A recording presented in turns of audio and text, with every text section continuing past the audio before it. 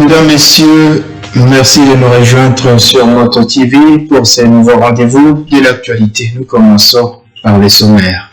Reportage dans une forge à ciel ouvert à Butembo avec ces dangers qu'elles encourent. Ces personnes qui passent beaucoup de temps dans des endroits avec trop de bruit, elles risquent la perte de l'audition. Bien qu'ils reconnaissent le risque qu'ils courent, ces forgerons disent être obligés de faire ce travail pour gagner leur vie au quotidien. Le docteur Kalimanzanzou leur prodiguera quelques conseils dans ce journal-là. Monitoring de l'état des sièges, les réseaux pour les droits de l'homme, REDO, dénonce les violations des droits humains devenir récurrents à cette période dite exceptionnelle. C'est sortir de la société civile parle en titre illustratif de la multiplicité des cas de détention préventive prolongés dans des maisons de détention. Mesdames et messieurs, voilà tout pour les sommaires. Restez avec nous pour l'intégralité du journal. Bonsoir, mesdames et messieurs, voici l'intégralité de votre journal. Les personnes qui passent beaucoup de temps dans des endroits avec trop de bruit encourent des risques de devenir sourdes, d'après le docteur Kalima, médecin traitant à l'hôpital de Matanda. C'est le cas des forgerons. À cet effet, Moto TV a visité les forgerons de la cellule Makassi pour s'imprégner de leurs conditions de travail. Bien qu'ils reconnaissent les risques qu'ils encourent, ces forgerons disent être obligés de faire ce travail pour gagner leur vie quotidienne. Suivez ces reportages de Francine Moussoa. Ici, en cellule Makassi, fonctionne une forge à ciel ouvert. Ces forgerons battent des métaux et ne font que ça à longueur de journée. C'est pour fabriquer des casseroles, des braseros et d'autres objets moyennant des ferrailles. Freddy bat les fer depuis 10 ans. Personnellement, il ne subit aucune conséquence néfaste sur sa santé. Mais il raconte que certains de ses collègues ont de sérieux problèmes d'audition depuis qu'ils ont commencé à forger. Cela se fait sentir même dans leurs rencontres de travail. Les réunions ne finissent pas à temps car ses collègues reviennent sur des mêmes sujets, pourtant déjà débattus. Quand nous pouvons observer dans un milieu calme, quelqu'un peut présenter un comportement bizarre car il est habitué à ces bruits. Certains aussi des retards dans l'écoute. Dans des réunions, nous revenons même à des sujets déjà rebattus. Endo-Marie fait aussi de la forge depuis une année. Elle assiste son grand-père qui n'écoute plus depuis un temps. À seulement une année, elle ne sait plus répondre au téléphone sans main libre. Nous avons un problème d'audition. Pour décrocher, je suis obligé de mettre un main libre pour écouter. Pour moi, c'est un risque dans mon travail comme il y en a pour d'autres. Docteur Kalimanzanzou, médecin traitant à l'hôpital général de Matanda, conseille ses forgerons et tous ceux qui travaillent dans les milieux où il y a beaucoup de bruit de porter des casques pour se protéger, pour protéger leurs oreilles.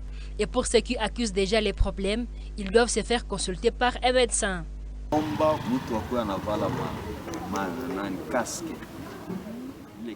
Ceux qui travaillent dans les milieux bruyants sont conseillés de porter des casques car plus ils restent dans les bruits, plus leurs oreilles en sont habituées.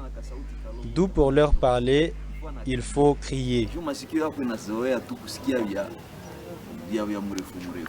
Pour constater qu'une personne ne parle pas ou n'entend pas, il faut vite la conduire à l'hôpital pour examiner ses oreilles.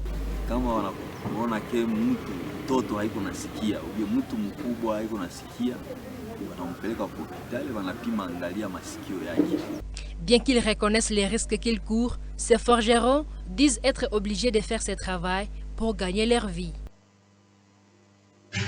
9 officiers des forces armées de la République démocratique du Congo, FARDC, sont aux arrêts et placés sous mandat d'arrêt provisoire à la prison centrale de Bunia depuis ce jeudi 22 juillet. Ces commandants des unités de FARDC sont accusés de détournement de fonds alloués aux opérations militaires en Ituri dans le cadre de l'état des sièges. Parmi les prévenus figurent 6 colonels de FARDC, dont les commandants adjoint chargé de l'administration de la 32e région militaire, le chargé du social et service patriotique, les 2 responsables du service des renseignements de la région militaire et du secteur opérationnel de l'Ituri, et le directeur provincial de la logistique communautaire. Dans le même groupe se trouve un assistant du vice-gouverneur nommé dans le cadre de l'état des sièges, un colonel de la police nationale congolaise PNC, ainsi qu'un major et un capitaine de FARDC. Suivez le porte-parole de l'inspection générale de FARDC, major Jerry Bello Pazonga. La délégation de l'inspectorat général des forces armées de la République démocratique du Congo, sous sa conduite, a procédé à l'audit de la commission d'achat en cette période de l'état des sièges à la 32e région militaire, composée des membres de l'état-major, base logistique régionale, secteur opérationnel Ituri, direction régionale des services d'éducation civique et action sociale, en sigle SECAS. Après contrôle et vérification de l'authenticité des documents référentiels, des fonds et certaines pièces justificatives, il s'est avéré des anomalies, preuve des malversations et des détournements avérés. Notez que ces détournements de fonds publics destinés à l'armée pour l'accomplissement de sa mission régalienne ternissent l'image des forces de défense et de sécurité. Et pour mettre fin à toutes ces pratiques d'antivaleurs qui ternissent l'image de notre armée et dénotent le marque du patriotisme dans les chefs de certains chefs militaires, les auteurs de ces détournements à la 32e région militaire, sous ordre de l'inspecteur général des forces armées de la République démocratique du Congo, le général d'armée Amici Kumba Gabriel, sont mis à la disposition de la justice à l'autorité militaire et mis en prison pour répondre de leurs actes.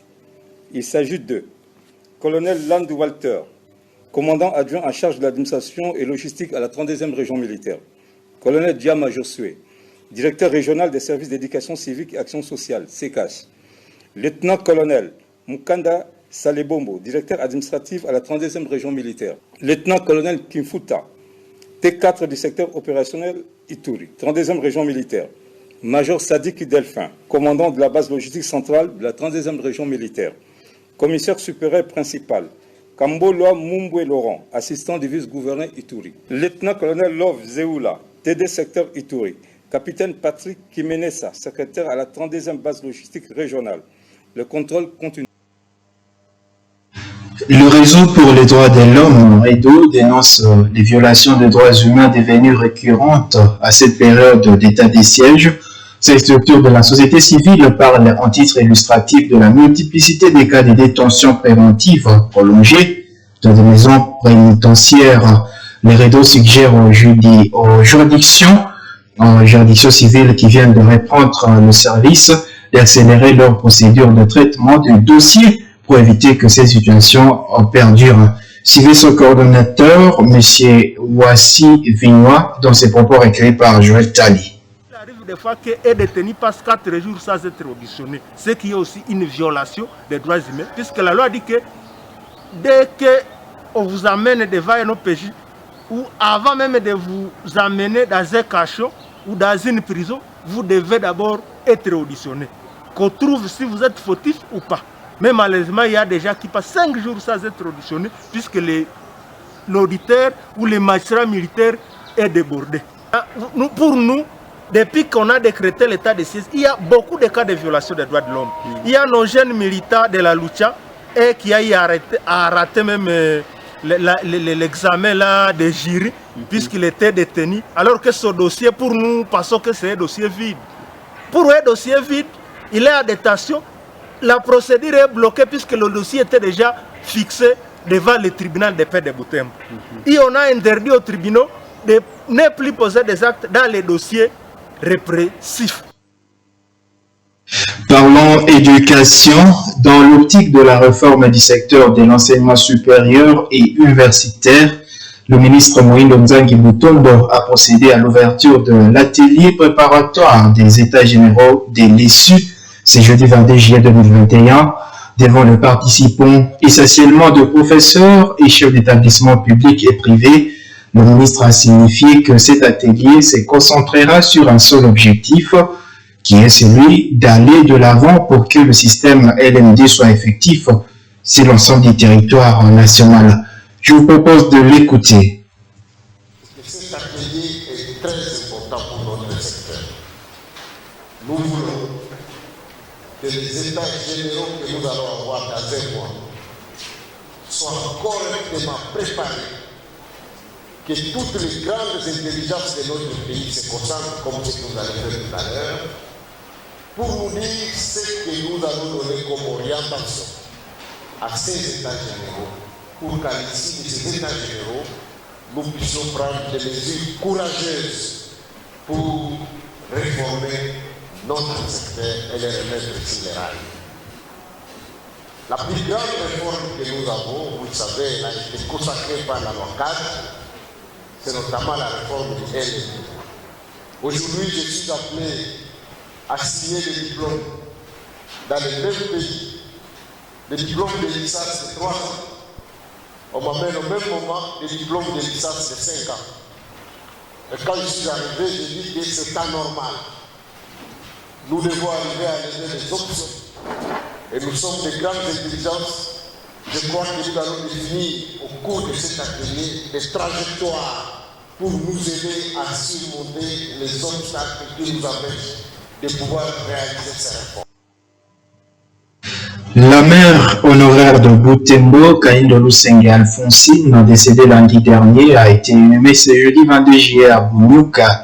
Cette inhumation est intervenue après une messe de funérailles qui a été célébrée à la cathédrale Mater Ecclesia de Butembo. C'était en présence des autorités politico-administratives, des membres de sa famille biologique venus honorer sa mémoire. Tous retiennent d'elle le dynamisme au travail et la promotion des droits humains. Kanskaniki pour le reportage.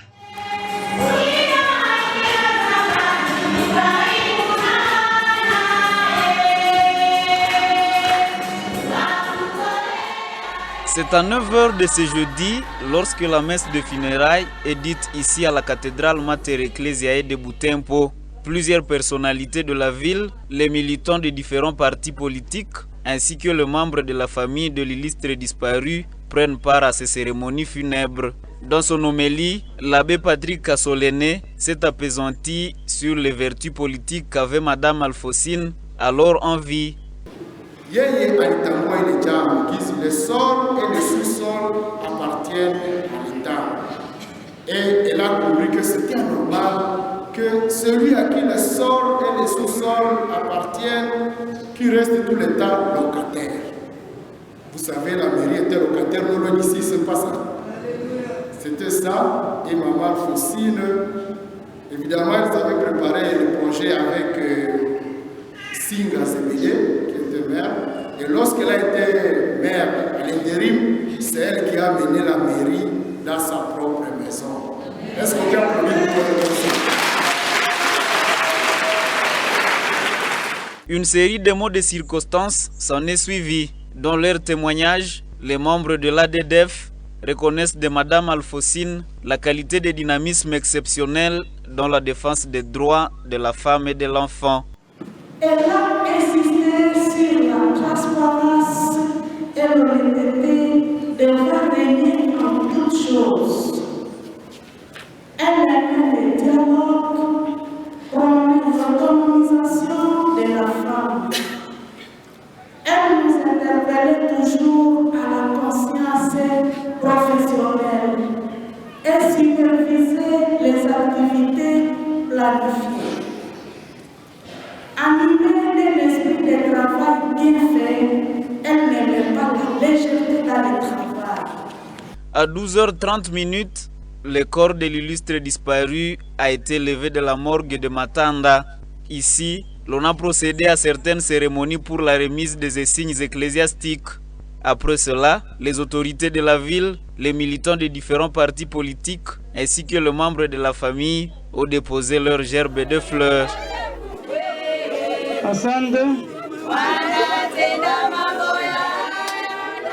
Le corps de Madame Kahindo Lusenge Alphonsine a été acheminé à Bunyuka où il reposera à jamais.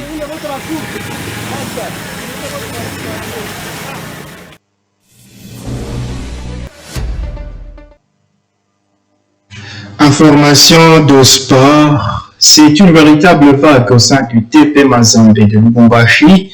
Encore l'après-midi de ce jeudi 22 juillet, deux gardiens de but ont affilé le gant avec le club anglo-bertois. Le club a annoncé l'arrivée du Nigérien Suleiman Shaibou, 19 ans, et Bagio Siadi Ngusa, 24 ans, ancien portier de la JS Bazano de Lubumbashi. Les deux gardiens de but des rangs internationaux ont auparavant fait un contrat de 5 ans avec le TP Mazembe au siège administratif du club. Les clubs espèrent pouvoir compter sur la concurrence qui vont apporter ces deux gardiens dans les buts de Mazembe à ce poste. Mesdames et messieurs, c'est la fin de ce journal. Merci infiniment de l'avoir suivi. Au revoir.